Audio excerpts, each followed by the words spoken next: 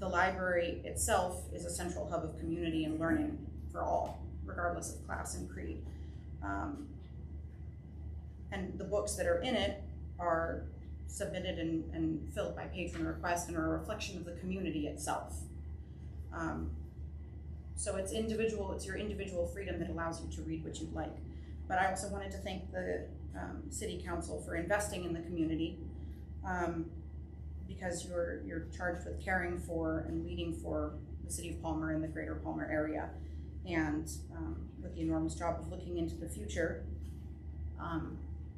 So I appreciate that the City Council is looking forward to fulfilling the library as it needs to be and as a community resource and providing for the entire community, as much as the community has grown, and looking forward into the future for the needs of the community as it grows. Thank you. Thank you. Janelle Gagnon.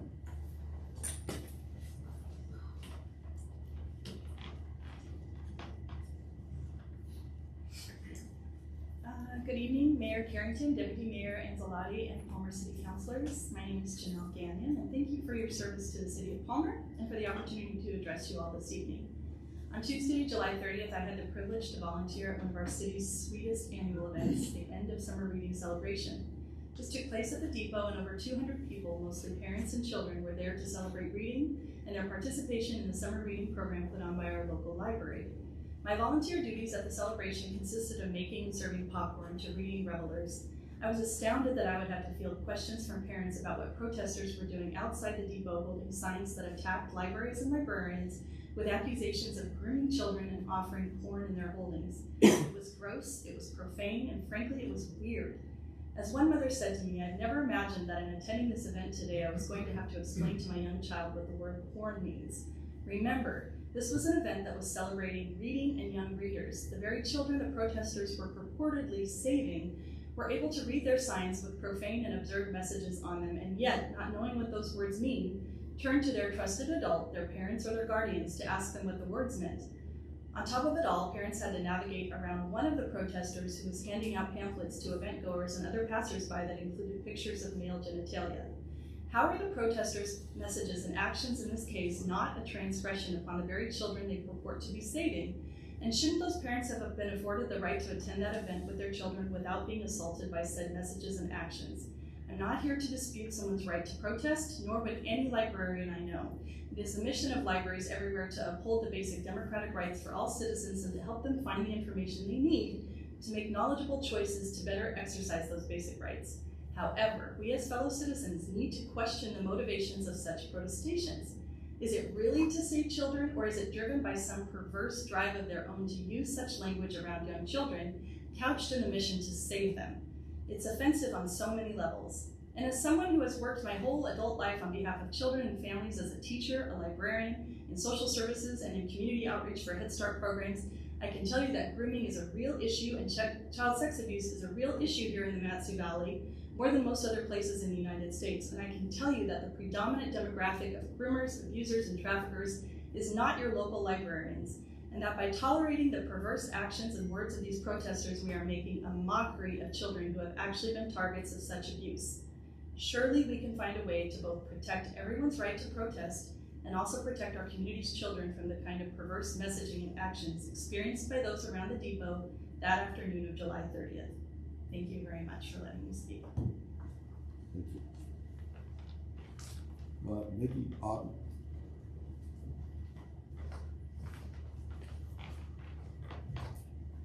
Hello, my name is Maggie Obi-Wan Kenobi. And just thank you all for letting me speak. I sent you all emails, so you already kind of know what I'm saying, but I felt passionate enough about what happened at the event that Janelle just addressed that I felt like I had to come down and say it to your faces also. I attended the end of summer library reading program on July 30th, and me and my daughter participated in the summer reading program all summer long. We filled out the little thing, we did all the stamps, we went to the library weekly, we went to several events like the fun run, and we also attended an art class at the pavilion. It was a great event, so thank you to the city for supporting the library that we can do events like that. Thank you to all the librarians who organized that. It was really great. And then we attended the final party. It's a celebration at the end. and I was not expecting to see what I saw when I walked up to the depot. Luckily, it was only 4 people, because I don't think they have a lot of support behind them. But there were people, like Janelle mentioned, holding signs talking about porn, and they were luckily not given to me, but to my mom. Someone was passing out pictures of male genitalia. I'll circle back to that. I should have kept my mouth shut, but I was very surprised, and I just said to Jackie Goforth Ivy, whatever her last name is, was the one organizing the event, and I said to her and her friend who comes to a lot of these meetings that I thought what they were doing was obscene. I just said that very, very flatly, because it was, and her friend just got off and started yelling, like in my face, like aggressively yelling at me for saying that I thought it was obscene. And my daughter was there with me, 5-year-old daughter, and I just had to walk away. And so we got, done with the event, and it was really fun. And that night, when I put her to bed, she asked me if the mean lady that was at the depot was going to take her away. So it was a peaceful protest. It was aggressive, and it was harmful to children who they say they're protecting.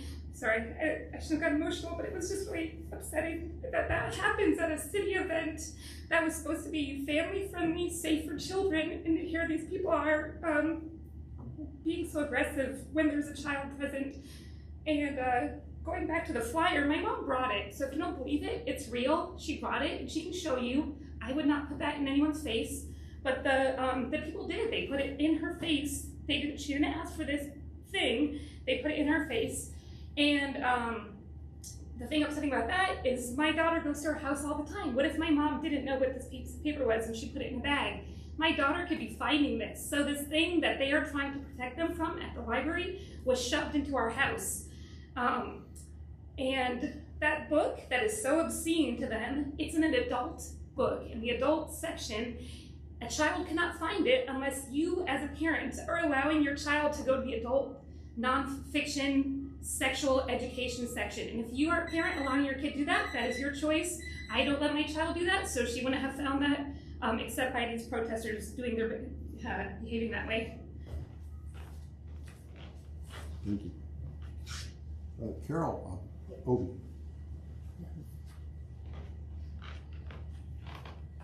I'm the mom. I didn't want to come here tonight. You guys just keep having me come. I'd rather be at home. My name is Carol Ryan Obi. I taught at Palmer High for 20 years, and I live off Inner Springer, right in back of the fairgrounds. And thank all of you for being here and supporting libraries.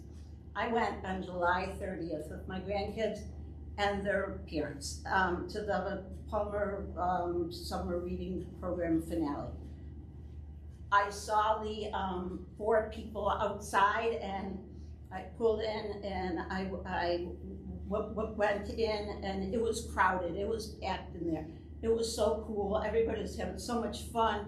There were, I mean, the excitement, it was amazing for our small town. It was like, it was amazing.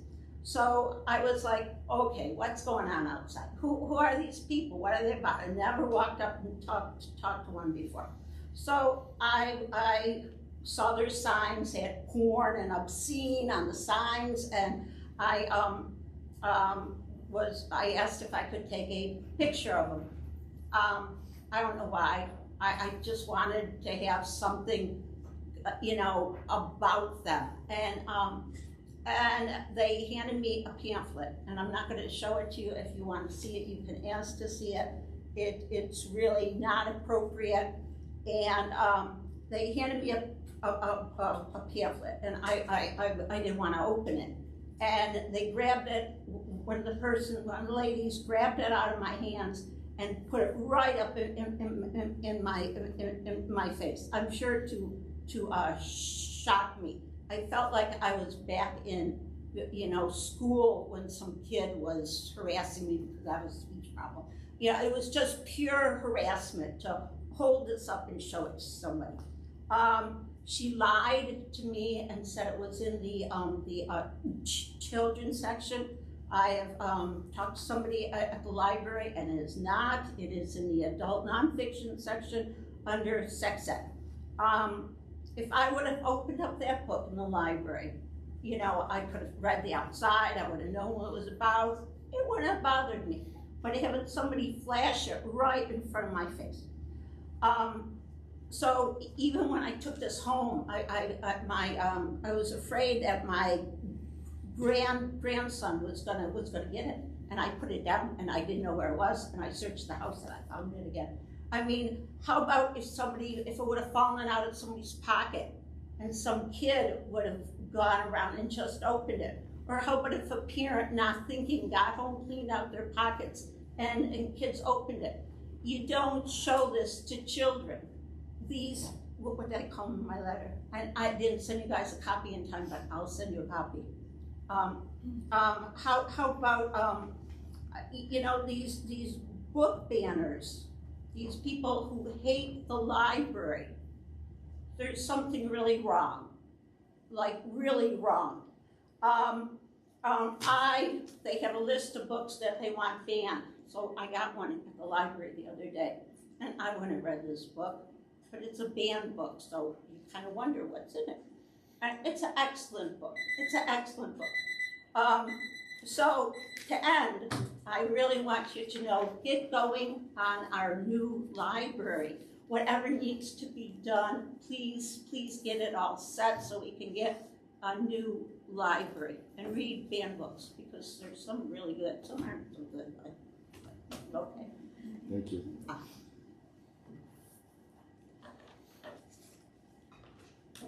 Heidi Goodman.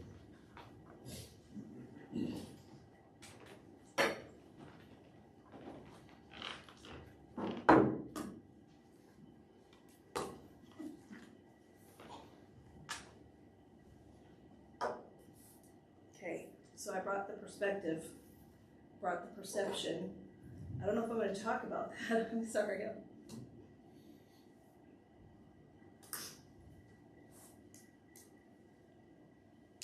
Really upset by what I'm hearing. I'm sorry. My name is Heidi Dedman. I'm going to give you a summer reading program report. I believe our librarian sent this to you all this afternoon with more information, but I just want to put some numbers out there because I think they're pretty important for people to hear what the library is doing. We gave out 611 reading logs over the course of 8 weeks, because the summer reading program is a total of 8 weeks. The reading logs are set up, designed to have people track their reading each week, and then they come in. We had special buttons made, so they got a whole collection of buttons if they completed their summer reading program. They got to put in for prizes as well. So each time they would come in each week, they would get a new button and an entry into the grand prize drawing. And so we had, okay, glasses are helpful, sorry. 4,353 engagements, 16 passive programs offered. That's just our passive programs. That means we give away craft kits and some other things that are educational and interesting. Usually goes along with the summer reading program theme or the monthly theme that we usually do. Our total program participation was 5,886 points of contact across 70 programs. So that would include passive programs and active programs. And that 5,886 points of contact would be the number of times that they engaged with a library person regarding their reading log or actually coming to programs and being involved in that kind of a thing. So I'm not going to give you too much more on that. I did want to address something that Mrs. Goforth talked about earlier. You don't have to create a nonprofit corporation to give money to the library and request books that you would like to see in the library. We actually have a suggested purchase form on our website. If you want to see something in the library that we don't have or we can't get, you are welcome to fill that out. And the library will get it if it falls within the parameters of our collection development policy. And it's something that we believe will circulate because other people would also be interested in it. You can also give money to the library directly and specify the genre of books that you would like to see. So if you want conservative children's books, you can give money to the library and ask for conservative children's books. And we will be happy to do that. You don't need a whole corporation for that. Thank you. Thank you.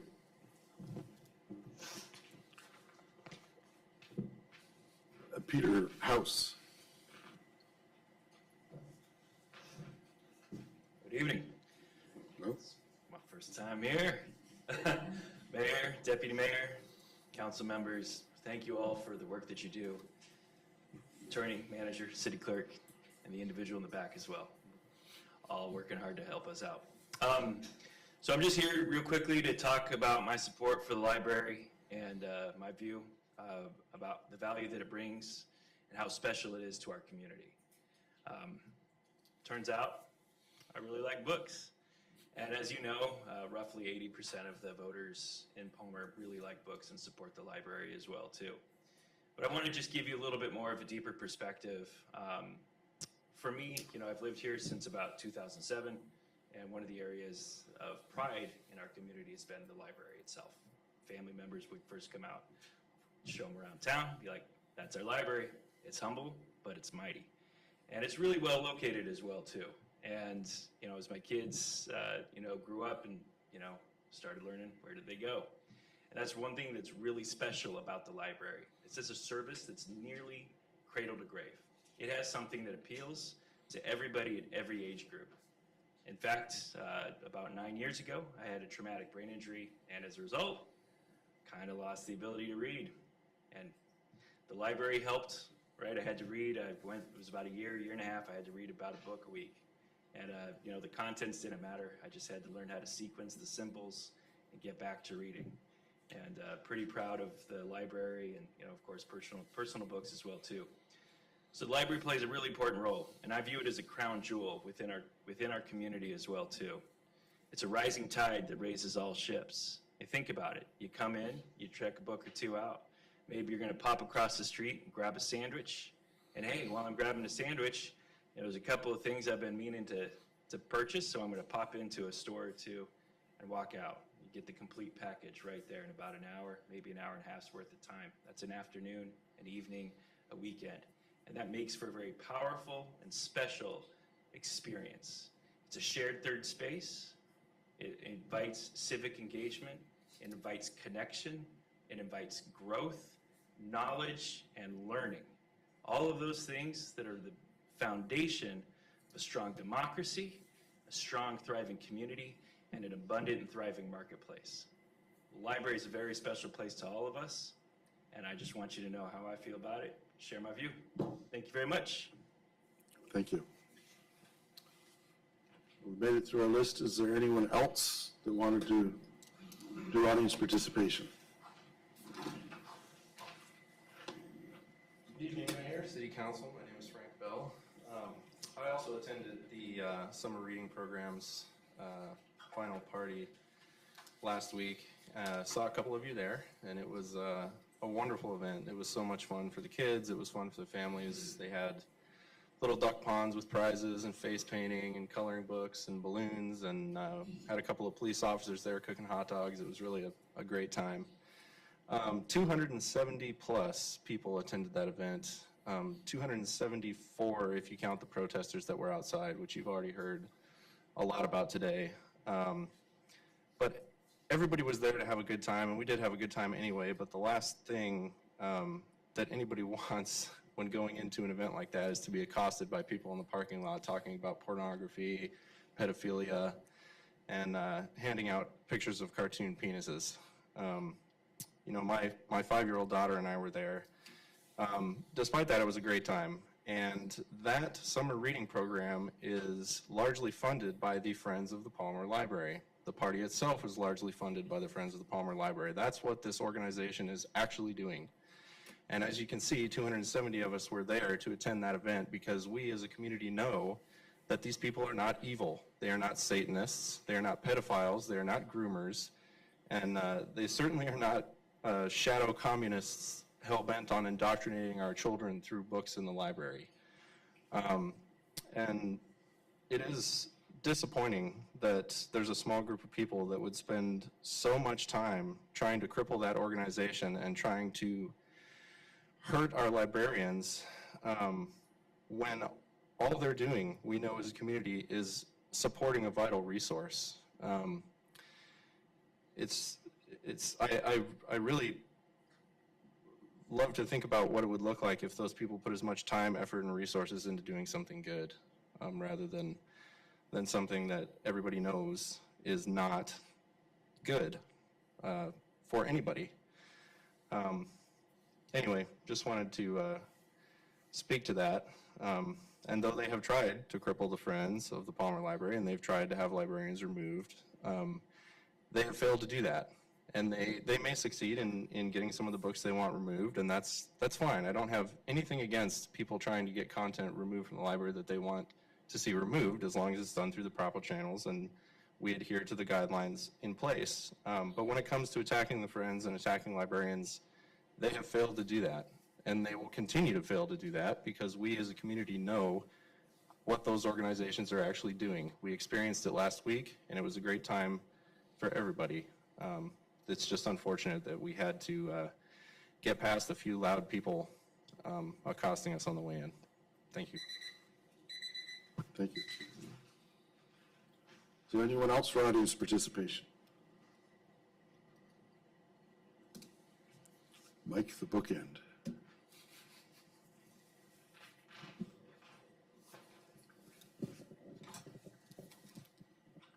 Thank you, Mr. Mayor. My name is Mike Milewski. I live in downtown Palmer. And I was listening as everyone spoke tonight, and I thought, well, I can't add anything. They have been eloquent. They have been speaking from their heart and their experience and all the rest. And then I said, okay, now wait a second. I have been coming to these meetings far too many times. Sometime I will stop and you won't see me here anymore. But what my point is, I began to think that each evening, if people come and speak to the evils of librarians, I walk away and say, well, I know the librarians. This does not seem to be accurate. And then I finally said, you know, okay, wait a second. Maybe I should turn the perspective around a little bit. And I'm looking at 7 people who sit on the council, okay?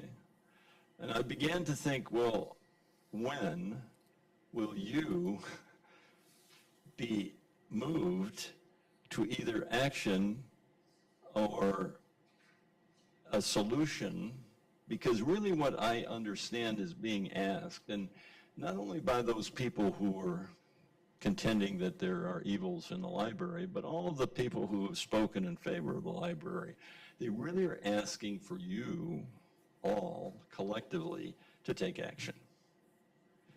And I finally said, you know, maybe it's time to underline that and remind that just listening, while it's a good thing to do, to be a listener, may not be enough in this case.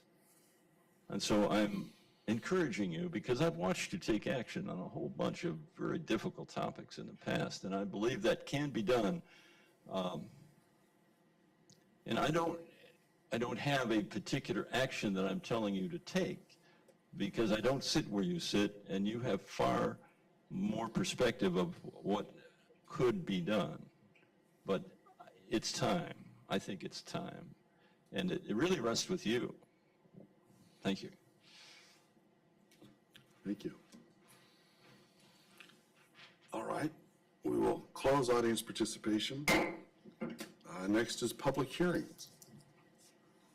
Resolution number 24-032, authorizing the city manager to accept and appropriate an in-kind donation from Backcountry Bike and Ski to upgrade the Palmer Bike Patrol e-bike seats, remote levers, and pedals. So we will open the public hearing. Anyone wishing to speak to this specific resolution can come forward and do so. Okay, seeing no one, will close the public hearing. What's the wishes of the council? Move to approve. Second? Okay, moved to second. Is there any comments or questions of council? Yes, Mr. Cooper. Probably more rhetorical about the police officers that they need a padded seat when they're riding their bicycles, but at least they're out there doing it. Thanks, Chief. Councilman Alcantara. Yeah, thank you, Mr. Mayor. I just kind of wanted to comment that I think this is a really cool thing that Backcountry Bike and Ski is doing. I mean, it's nice to get this done. I don't know how many more months of Palmer Bicycle Patrol has left, but it's certainly nice to see city businesses step up and do these kind of things. So yeah, I think it's a good thing, and thank you. Councilman Tudor. Thank you, Mr. Mayor. Yeah, I just wanted to mirror the comments of the council member to my left here. It's very humbling to see just the appreciation that the police have with the business community around town. It says a lot. So it's great that they're doing this. Thank you. And I'll just add that I've seen them in action Sunday. My son and I went and biked with the Blue, and they work really well. They have sirens and lights and everything. All right, if there's nothing else, Madam Clerk. Mr. Mayor. Oh, yes, sorry, Councilman Best. As a comment, Backcountry Bike and Ski, them as a community engagement aspect of this, I'd like to have maybe a letter from you and council thanking them for this. That I think it's commendable when we see businesses. We've seen other businesses do it throughout the years, really stepping up when there was a need within the community, and they just take it upon themselves to do it. So I appreciate that. And I'll remind people that I think this idea came out last year as under audience participation, suggesting that our cops, we should have some cops ride bikes during the summertime. And so it was kind of, and we had individuals make donations to help with getting those bikes too. So, okay, anything else? Madam Clerk, if you could call the roll, please. Councilmember Tudor, Yes. Councilmember Alcantara, Yes. Councilmember Best, Yes. Councilmember Cooper, Yes. Deputy Mayor Anzalotti, Yes. Mayor Carrington, Yes. unanimous. All right. Resolution number 24-033, authorizing and appropriating funds from the general fund in the principal amount not to exceed $21,487.21 for the repairs to the TCM restoration to the Alaska State Troopers Evidence Freezer Room. This is a public hearing. We'll open that public hearing. Anyone wishing to speak to this specific resolution, don't make me say the name, title again. Please come forward. Okay, seeing no one, we'll close the public hearing. What's the wishes of the council? Move to approve. Second. Go ahead. Okay, moved and seconded. Is there any questions or comments from the council? Councilman Cooper, you're quick on the draw there. I have a question, and I think we've talked about this before, about a reimbursement by the state. You know, we're doing something for the state of Alaska Troopers. Granted, it's in our building, but it's for their holdings and their lockers. Do we get any reimbursement, or do we even bill the state for that? Interim manager, Gina Davis. The Trooper Evidence Freezer Room, that was something that happened with the windstorm in January of 2022. And the damage was done to this freezer, and like they had stored game meat in it, and it had all thawed and destroyed the walls, the flooring, and so it is all going to be reimbursed by insurance to repair this area, and that's what this is for. Okay. Councilman Alcantara. Yeah, thank you, Mr. Mayor. Yeah, I was having the same kind of thought process, but I like the fact that it's going to be reimbursed by insurance, and we're effectively the landlord and the state troopers are the tenant. Is that correct? That's why we're paying this bill up front and then getting reimbursed. That is correct, John. All right, Councilman Best. Thank you, Mr. Mayor. I do have one question. Ed, in the summary statement, it talks about that this was due to the power outage, and that my question is, how are we protected now from power outage? Is there a backup generator that's going to be in support of that facility? I would like to call up Jude Billifer, the Public Works Director. Welcome. Mr. Mayor, council members, Jude Billifer. There is backup generation at that exact location.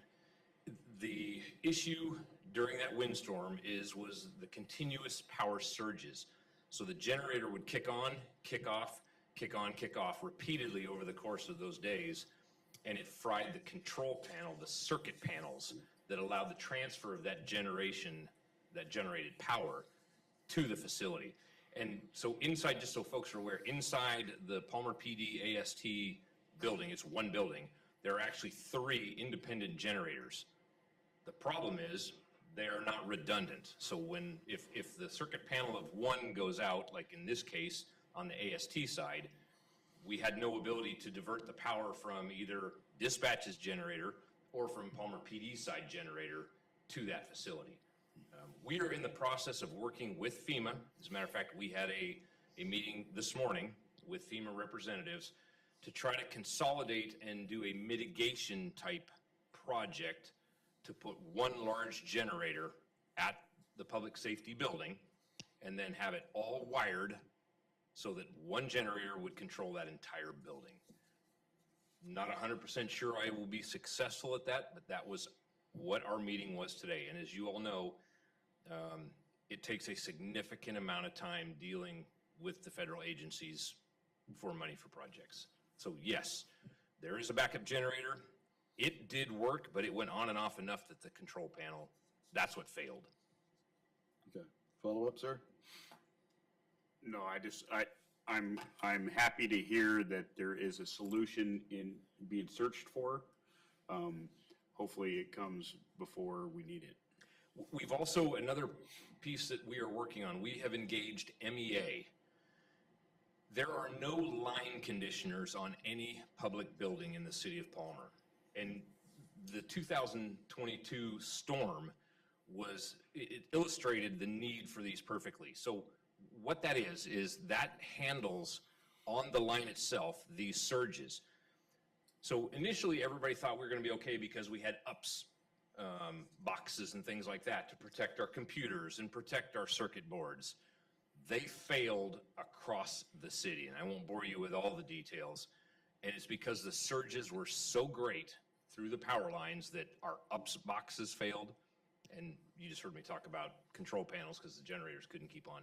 So MEA has been very good about this, working with me to try to install these actual line conditioners which would prevent those large surges. Because we all know, we lived here for a while, we're going to have winter storms. It's just a facet of life here.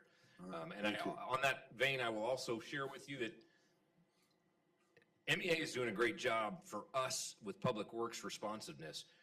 We had an inordinate number of power surges and outages at the wastewater treatment plant these last several years. MEA is redoing all the main transmission lines south of Palmer right now to the wastewater treatment plant as a result of our inquiries and working with them. So in a public setting, our kudos from me to them, their willingness to work with us. Sorry, I dovetailed, but it is a work in progress and it's going. Thank you. Councilman Alcantara. Yeah, thank you, Mr. Mayor, and thank you, Mr. Billifer.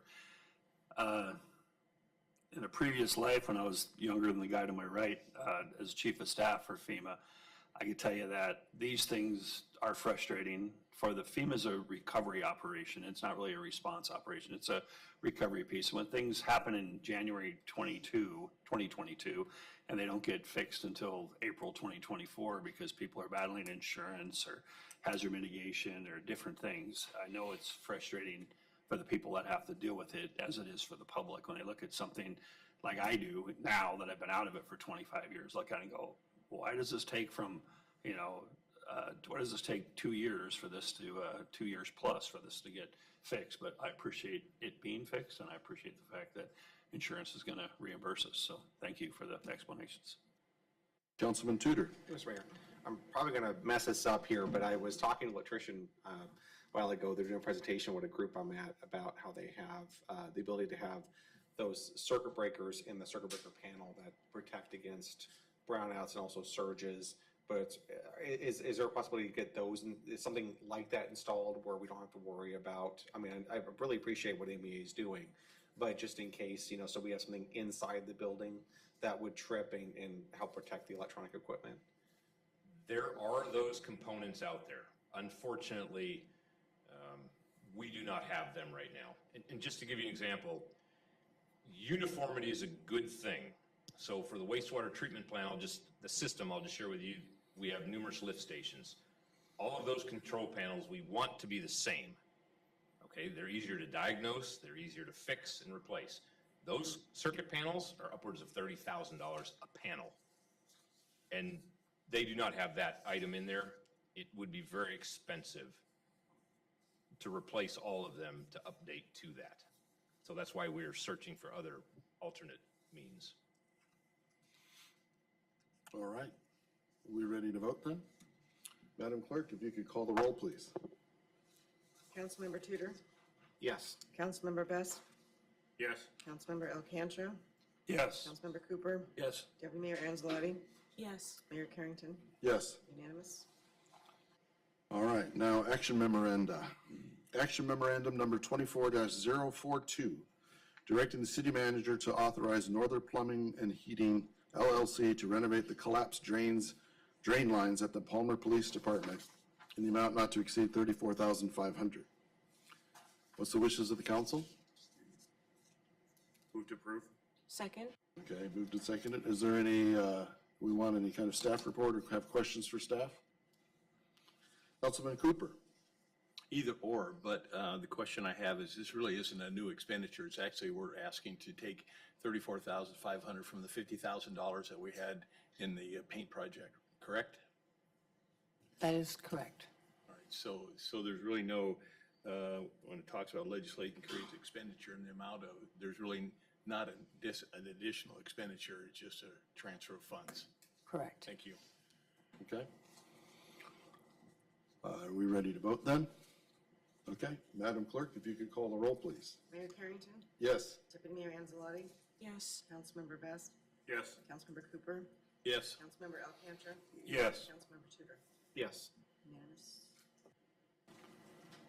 All right, next is action memorandum number 24-044, directing the city manager to notify the state of Alaska of the city council statement of non-objection of the package store license renewal for Iron Horse Liquor number 1195. Mr. Mayor, What's the wishes of the council? could we bundle the 3Ds? Does the attorney have any objection to that? No objection. Do we want to bundle these? Please. So, okay, so how do I word that? Just read all three? Well, yeah, and then whoever's gonna make the motion needs to move to approve and then say that each one of them, all three of them together. Or you can read them, but. just Okay. whoever's the important part. So I've read the one. The second one would be action memorandum number 24-045, directing the city manager to notify the state of Alaska of the city council statement of non-objection of the beverage dispensary license number 1194 for Caboose Lounge. And action memorandum number 24-046, directing the city manager to notify the state of Alaska of the city council statement of non-objection of the combined package store number 119 and beverage dispensary license renewal for Palmer Ale House. So we have all three of these. Is someone, Move to approve. so- All three together, bundled. and that's 24-045, 46, and 49. 4-4, 4-5, and 4-6. Oh, sorry. 44, 45, 46. Got it. All right. Is there any questions on the motion? Mr. Mayor, Councilman Best. have we received any emails in opposition of these businesses retaining their license since the publication? Madam Clerk. No, we have not. Thank you. Okay. Is there any other questions or comments from council? All right, Madam Clerk, could you call the roll for the approval of the 3 action memorandum? Councilmember Best, Yes. Councilmember Cooper, Yes. Deputy Mayor Angelati, Yes. Councilmember Tudor, Yes. Mayor Carrington, Yes. Councilmember Alcantara. Yes. Unanimous? All right, next is action memorandum number 24-049, authorizing the mayor to execute the city manager's employment agreement with Stephen Jelly. What's the wishes of the council? Move to approve. Second? Okay. Okay. All right. Is there Councilman Best? Mr. Mayor, I would like to bring something to light, that there was a news article that has been bounced around from a previous situation. Sir, I'm not sure that that relates to the contract. It is germane, and I'd like to ask the attorney before we approve the contract. Okay. What, So at this stage, Gina, please interrupt me if I'm wrong, but my understanding is there's been a written offer and acceptance for this position to Mr. Jelly. That they negotiated, Mr. Jelly and the mayor and HR negotiated and then gave the terms, and then the terms that they agreed on were shared with me and based on past managers' contracts put into the contract before you and incorporated. So at this point, the offer's already been accepted and written, offered and accepted. So it's an analysis before you is if you agree to the terms of the contract before the council today.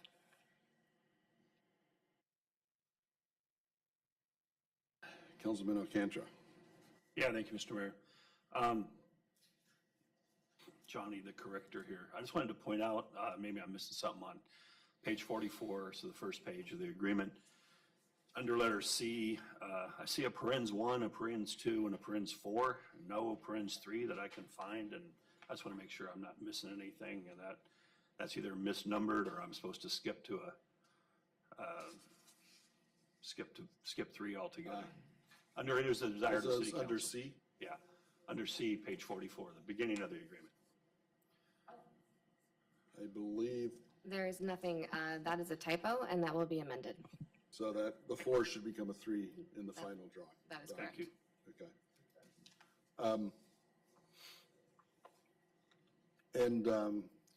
And as far as the contract, I'll just comment that in negotiating with Mr. Jelly, he was very forthcoming and offering information to me as things came up, and so that I was satisfied with, being comfortable going forward with this.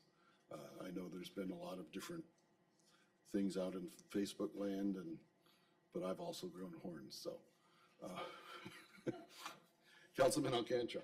I appreciate that, Mr. Mayor, thank you. And just, I'm reading on page 46 correctly, because if I understand what's happening now via an email that it says it's effective September 3rd, 2024 or earlier.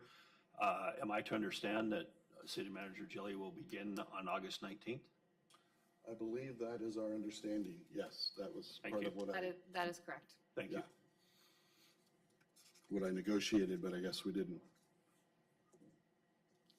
get that. We'll get that updated in there Well, as well. Or it says the original earlier. draft says September 3rd or earlier. That's correct. Yeah. Yeah. Any other questions of council? Okay, we ready to vote then?